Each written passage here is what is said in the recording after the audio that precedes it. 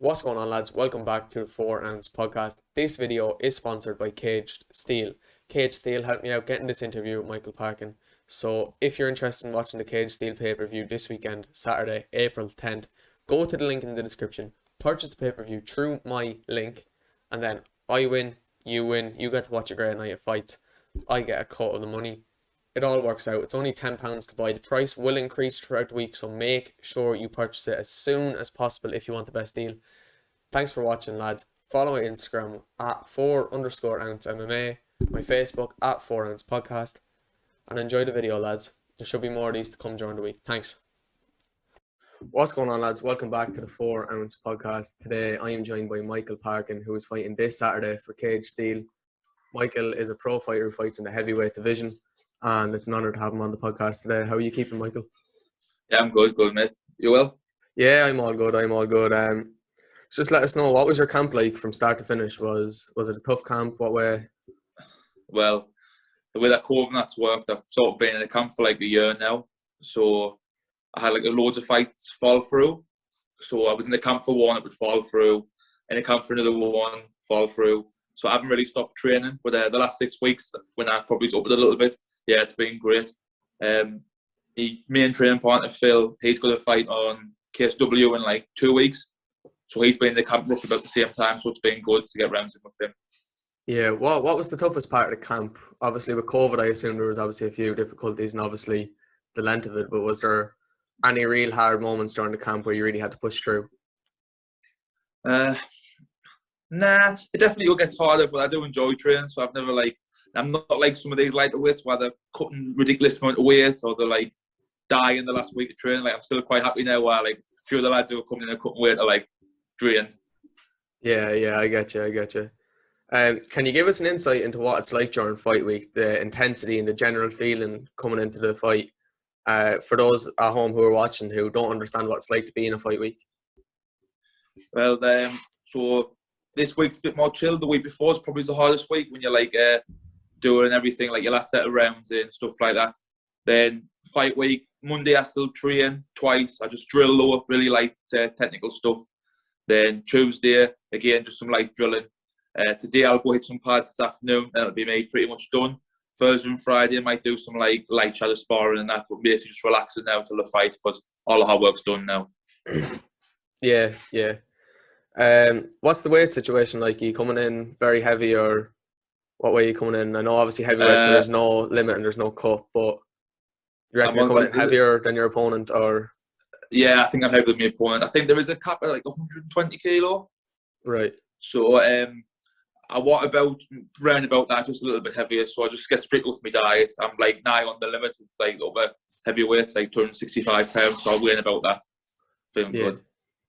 And obviously you've never lost an MMA fight, amateur or professional, as far as I know. Does having an undefeated mindset give you an edge coming into your fight? Yeah, he's definitely full of confidence. Not having any like hard times, but like I said, I'm never like thinking, oh, I'm gonna like kill this dude or anything like that. I have to be switched on because it is heavyweight. Like one mistake can cost you. So I'm definitely confident going to all fights, but definitely still got them little nerves to keep it sharp and everything. Like don't take any daft shots. Yeah. And does knowing that your opponent has 17 losses give you an advantage, or do you think that shows that he has experience in the ring? What way do you look at the amount of losses and fights that he's had? Like I said before, I didn't really look at much of records because obviously you're only as good as your last fight and stuff like that. It's a tough one because, like I said, it's a big, like both big, you know, like one shot can like be the difference in a fight. But it's just good to get a fight. Like my coach was telling me before about like no luck. There's just no heavyweights about. Like this one, I was like, they were offering wages, but very little. Like I've offered my wages to my opponent, like not prepared to fight and stuff like that, just to get some incentive. So I think at the minute, none of the biggest shows will look at you until you've had maybe 5 to 10 fights. But obviously, I can't get that experience to get them. Yeah. So it looks at the moment I'll have to literally take anything I can get, like literally anything. I never want to be like padding my record and fighting people away easy wins, stuff like that. But at the moment, it's pretty frustrating. I've got to literally just take what I can to keep moving forward, build my record, and then hopefully the better opponents will start coming in, stuff like that. Yeah, and where's the goal? Like, is the goal obviously to be UFC champion, or Like, where do you see yourself saying 5 to 10 years, for example? I think definitely good enough to go all the way. Yeah. Yeah. And have you got many training partners or friends around you who have made it up to the UFC and stuff? Or UFC, well, obviously Phil fought in the UFC. He's now KSW World Champion. I've been going to Liverpool to train with Tom Aspel, and obviously he's like doing amazing on the UFC he's now. doing great, yeah. Yeah, obviously killing them guys down there. Then I have a good sparring partner with Paul Craig. I'm always going to Scotland to help with his camps. Or he comes down to TFT to get some, like, I think he struggles to find some bigger lads. Again, like, there's just none. So I've been getting some good training partnering with him. Some of the people who are actually at Sunderland, apart from Phil, I've got loads of lads fighting Cage Warriors. And my other friend, Justin, who's trained at Liverpool now, he's on Bellator, signed to Bellator as well. So there's like a lot of people who are like higher level around us. That's lovely then, because obviously the best way to improve is to be around high-level fighters. So it's obviously great that you're getting the experience around these high-level fighters, especially if you're not getting the fights that you'd like to get, obviously, with higher-level opponents too.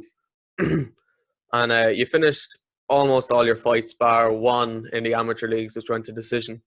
Yeah. And so I assume you're looking for the KO or submission on Saturday night? Yeah, I was looking for the finish. Yeah. I've seen you've got heavy hands, and I've seen some of your fights. You hit hard, man. You hit hard. Cheers.